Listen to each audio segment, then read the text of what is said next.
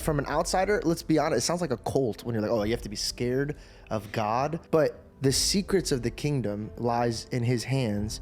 And the only way we could really, truly grasp his wisdom, like Proverbs says, is fear of the Lord. And trying to explain that to somebody who doesn't have a God is like, what? So I have to fear this imaginary God? And it's like, yes and no, because I think that all of us in life, we fear something, and I believe we become what we fear.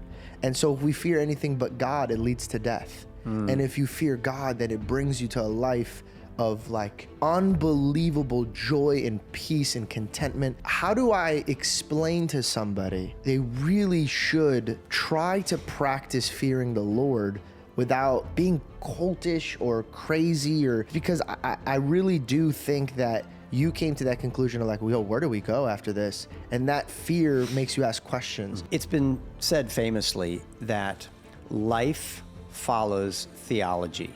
Your theology will determine how you live your life. I don't believe that you can get kids to fear the Lord. Only God can generate true fear of the Lord in the heart of a person. We can scare people. You're gonna go to hell if you don't keep the 10 Commandments and you don't do all these things. But that's just manipulation. There is a terrifying picture when we look at the cross that shows God's holy wrath toward evil, wickedness, and sin.